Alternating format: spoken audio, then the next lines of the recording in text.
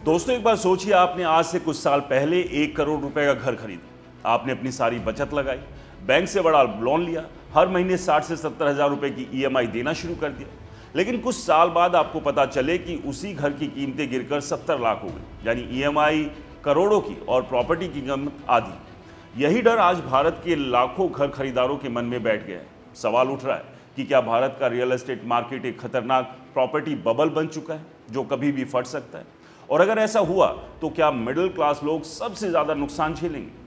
दरअसल पिछले 5 सालों में भारत में कई बड़े शहरों में प्रॉपर्टी की कीमतों में ज़बरदस्त उछाल देखा गया। मुंबई, दिल्ली एनसीआर, बेंगलुरु, हैदराबाद, नोएडा और पुणे जैसे शहरों में कई जगहों पर घरों की कीमत 40 से 80% तक बढ़ चुकी है। कोविड के बाद जब ब्याज दरें कम थी तो लोगों ने तेजी से घर खरीदना शुरू किया।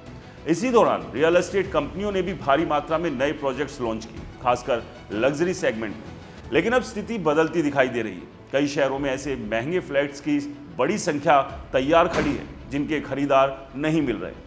टॉप शहरों में कई प्रीमियम टावर्स में फ्लैट्स खाली पड़े हैं और उन्हें बेचने में सालों लग रहे हैं। दूसरी बड़ी चिंता है ईएमआई का ट्रैप। दोस्तों, आज भारत के ज्यादातर बड़े शहरों में एक साधारण 2 BHK घर की कीमत भी 70 से 1.5 करोड़ रुपए तक पहुंच गई है। अगर कोई व्यक्ति 1 करोड़ का घर खरीदता है और 20% डाउन पेमेंट देता है तो उसे लगभग 80 लाख रुपए का लोन लेना पड़ेगा। मौजूदा ब्याज दरों के हिसाब से उसकी ईएमआई करीब 65 से 75 हजार रुपए प्रति महीना हो सकती है। इसका मतलब ये है कि एक मिडिल क्लास परिवार की कमाई का बड़ा हिस्सा सिर्फ ईएमआई में चला जाएगा। अगर नौकरी में कोई समस्या आ जाए या इनकम कम हो जाए तो ये लोन आसानी से एक आर्थिक जाल यानी कि ईएमआई की कैद बन सकता है। इसी वजह से कई लोग ये सवाल पूछ रहे हैं कि क्या भारत का रियल एस्टेट मार्केट भी कभी अमेरिका की तरह बड़े हाउसिंग क्रैश की तरफ जा सकता है क्या, जैसा 2008 में हुआ था। हालांकि ज़्यादातर एक्सपर्ट्स इस संभावना को अभी कम मानते हैं। उनका कहना है कि भारत का रियल एस्टेट मार्केट अभी उतना ओवर लिवरेज नहीं हुआ जितना अमेरिका या चीन में था।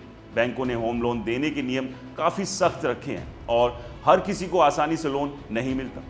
इसके अलावा भारत में शहरी आबादी तेजी से बढ़ रही है और लोगों की असली ज़रूरत के लिए घरों की मांग अभी भी काफ़ी मजबूत है।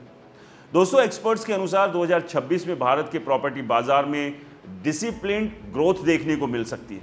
इसका मतलब ये है कि आने वाले समय में कीमतों में बहुत तेज उछाल नहीं आएगा, बल्कि बाजार धीरे धीरे स्थिर हो सकता है। कुछ शहरों में, खासकर लग्जरी सेगमेंट में, कीमतों पर दबाव भी आ सकता है क्योंकि वहां सप्लाई ज्यादा है और खरीदार कम। लेकिन पूरे देश में अचानक बड़ा क्रैश आने की संभावना फिलहाल कम मानी जा रही है। असल जोखिम उन इलाकों में है जहां अत्यधिक महंगे प्रोजेक्ट बनाए गए हैं। 20 करोड़, 30 करोड़ और 50 करोड़ रुपए तक के लग्जरी अपार्टमेंट्स की बड़ी संख्या में बनाए जा रहे हैं, लेकिन इतने महंगे घर खरीदने वाले लोग सीमित हैं। इसके कारण कई शहरों में ऐसे टावर्स में फ्लैट खाली पड़े हुए दिखाई दे रहे हैं। अगर ये स्थिति लंबे समय तक बनी रहती है तो वहाँ कीमतों में गिरावट का दबाव बन सकता है। अगर आप घर खरीदने की योजना बना रहे हैं तो एक्सपर्ट सलाह देते हैं कि कुछ बातों का विशेष ध्यान रखें। सबसे पहले ये सुनिश्चित करें कि आपकी ईएमआई आपकी मासिक आय के 30 से 35% से ज़्यादा ना हो। दूसरा, केवल निवेश के लिए घर खरीदने से पहले बाजार की असली मांग और लोकेशन का अध्ययन ज़रूर करें। तीसरा, बिल्डर की विश्वसनीयता और प्रोजेक्ट की कानूनी स्थिति की जांच करना बेहद ज़रूरी है, क्योंकि भारत में कई बार खरीदारों को सबसे ज़्यादा नुकसान प्रोजेक्ट में देरी या बिल्डर विवाद से होता है। इसलिए बड़ा सवाल यही है कि क्या भारत का रियल एस्टेट बाजार सच में एक बबल या फिर ये अभी भी एक अवसर है। सच ये है कि कुछ शहरों और कुछ सेगमेंट में कीमतें ज़रूर तेज़ी से बढ़ी है और वहाँ थोड़ी ठंडक आ सकती है, लेकिन पूरे देश में बड़े हाउसिंग क्रैश की संभावना फिलहाल कम मानी जा रही है। आने वाले समय में बाजार ज़्यादा संतुलित और स्थिर हो सकता है।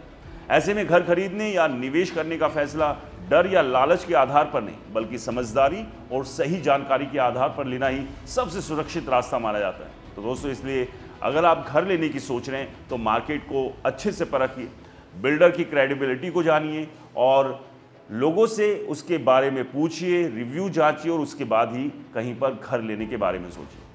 दूसरा दोस्तों, कमेंट्स करके बताइए कि क्या आज के दौर में आप अगर अपने परिवार के लिए घर लेना चाहते हैं तो ऐसा क्या संभव है, क्योंकि जिस तरह से बेतहाशा कीमतें प्रॉपर्टी की बढ़ रही है उसने मिडिल क्लास को उसके सपने से काफ़ी दूर धकेल दिया है। वीडियो पसंद आए तो इसे लाइक करें, शेयर करें, हमारे चैनल को सब्सक्राइब फॉलो करना बिल्कुल ना भूलें। मिलते हैं आपसे अगले अपडेट्स के साथ, तब तक के लिए नमस्कार।